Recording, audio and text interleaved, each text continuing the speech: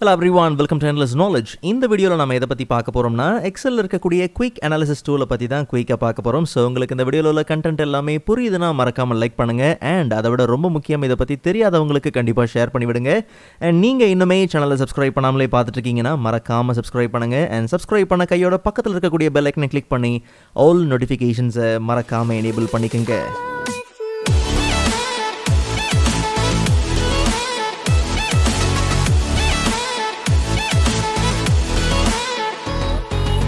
Alright, so first of all, எக்ஸலில் இருக்கக்கூடிய quick analysis டூல்னா என்ன? ரொம்ப சிம்பிளாக சொல்லணும்னா, நம்ம கிட்ட இருக்கக்கூடிய டேட்டாவை அனலைஸ் பண்ணுறதுக்கு வெரைட்டி ஆஃப் ஆப்ஷன்ஸ் உண்டு. அந்த ஆப்ஷன்ஸ் எல்லாம் பண்டில் பண்ணி இருக்கக்கூடிய ஒரு சின்ன ஏரியா தான் குயிக் அனாலிசிஸ் டூல்ஸ்.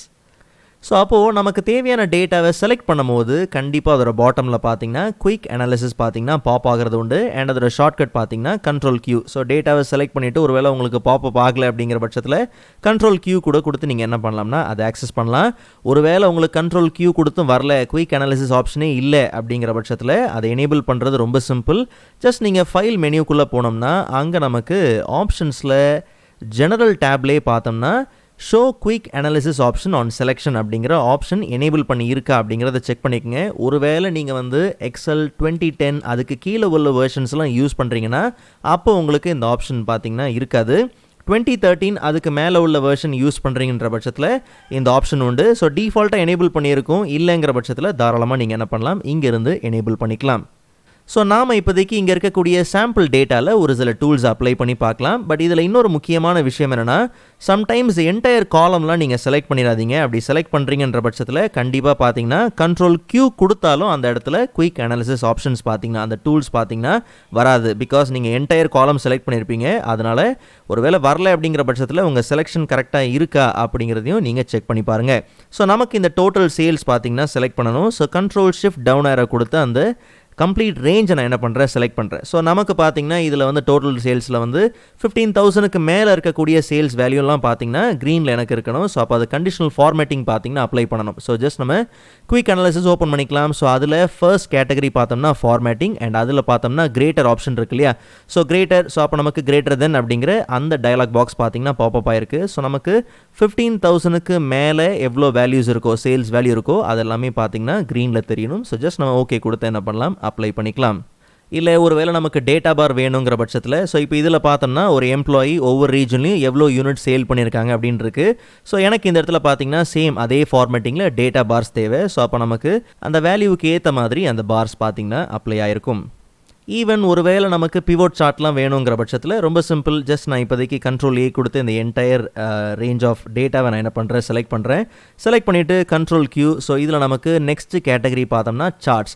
ஸோ சார்ட்டில் இங்கே இருக்கிறது எல்லாமே நார்மல் சார்ட் மாதிரி உண்டு. பட் நம்ம அப்ளை பண்ணதுக்கப்புறம் பார்த்தீங்கன்னா அது ஆஸ் அ பிவட் சார்ட்டாக பார்த்தீங்கன்னா வரது உண்டு. ஓகே, ஸோ எந்த மாதிரி உங்களுக்கு தேவை, ஸோ வெரைட்டி ஆஃப் சார்ட்ஸ் உண்டு.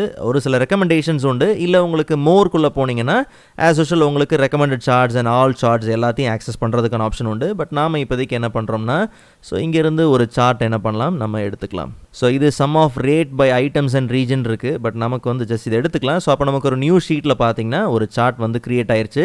பட் எனக்கு வந்து பார்த்தீங்கன்னா நான் ஏற்கனவே சொன்ன மாதிரி நமக்கு வந்திருக்கிறது பார்த்தீங்கன்னா அந்த பிவட் சார்ட்டோட அனலைஸ் தான் பார்த்தீங்கன்னா வந்திருக்கு. ஓகே, ஸோ அதனால் ஈஸியாக நம்ம இங்கேருந்து ஒரு சில விஷயங்களை மாற்றிக்க முடியும். ஸோ எனக்கு வந்து பார்த்தீங்கன்னா ரேட் தேவையில்லை, அதுக்கு பதிலாக total sales. So items and அதே மாதிரி ரீஜனை பேஸ் பண்ணி டோட்டல் சேல்ஸ் பார்த்தீங்கன்னா ஆஸ் அ சார்ட்டாக நமக்கு தேவைப்படுது. ஸோ அதுக்கு ஏற்ற மாதிரி நம்ம ஈஸியாக என்ன பண்ணலாம், கிரியேட் பண்ணிக்கலாம்.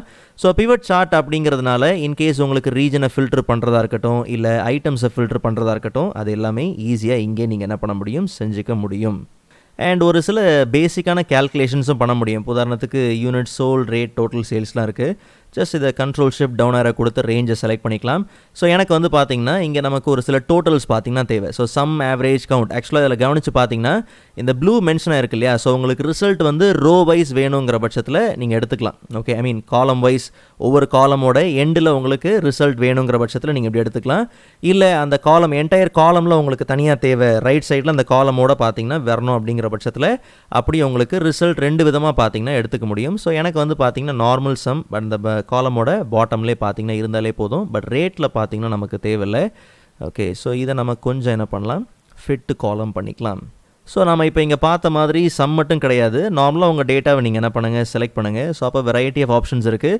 ஜஸ்ட் உங்களுக்கு அந்த காலம் வைஸ் பாட்டமில் வேணுமா இல்லை ரைட் ஹேண்ட் சைடில் வேணுமா அப்படிங்கிறத மட்டும் நீங்கள் என்ன பண்ணலாம், செலக்ட் பண்ணிக்கலாம். ஸோ அப்போ உங்களுக்கு like sum, average, count, total, running, so உங்களுக்கு எந்த மாதிரி வேணுமோ தாராளமாக நீங்கள் அதை ஈஸியாக அப்ளை பண்ணிக்க முடியும்.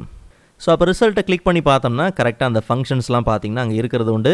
ஒருவேளை உங்களுக்கு நான் ஏற்கனவே சொன்ன மாதிரி அந்த ரைட் சைடில் தான் வேணும், இந்த காலமில் தான் எனக்கு வேணும் அப்படிங்கிற பட்சத்தில் ரொம்ப சிம்பிள், ஜஸ்ட் நீங்கள் என்ன பண்ணுங்கள், டேட்டாவை செலக்ட் பண்ணுங்கள், கண்ட்ரோல் Q.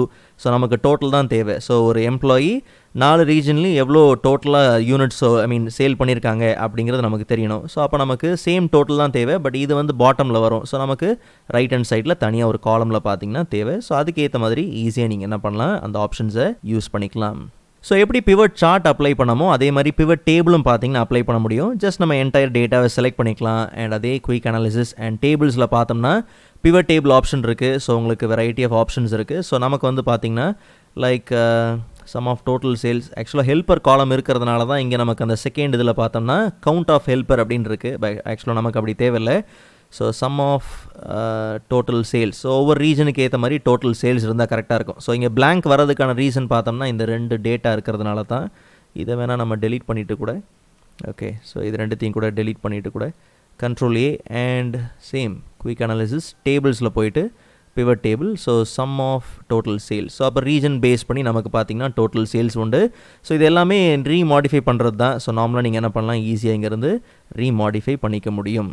ஈவன் நார்மலாக ஒரு டேட்டா இருக்குது, அதை இன்ஸ்டண்ட்டாக நீங்கள் டேபிளாக மாற்றணுங்கிற பட்சத்தில் கூட நார்மலாக அதுக்கு நம்ம யூஸ் பண்ணுற ஷார்ட்கட் பார்த்தோம்னா கண்ட்ரோல் T யூஸ் பண்ணுவோம் டேபிளாக மாற்றுறதுக்கு, இல்லை கண்ட்ரோல் L கூட நீங்கள் என்ன பண்ணலாம், யூஸ் பண்ணலாம். ஈவன் கண்ட்ரோல் Q கொடுத்து நார்மலாக டேபிள்ஸ் கேட்டகரியில் டக்குன்னு ஆஸ் அ டேபிளாகவும் நீங்கள் என்ன பண்ணலாம், சேஞ்ச் பண்ணிக்க முடியும். ஸோ எல்லா விதமான ஆப்ஷன்ஸும் இருக்குது, ஈஸியாக நீங்கள் ஆக்சஸ் பண்ணிக்கலாம். அண்ட் ஃபைனலாக பார்த்தோம்னா ஸ்பார்க்லைன், ஜஸ்ட் டேட்டாவை செலக்ட் பண்ணிவிட்டு கண்ட்ரோல் Q அண்ட் ஸ்பார்க்லைனில் பார்த்தோம்னா லைன், காலம், வின் லாஸ் இருக்குது.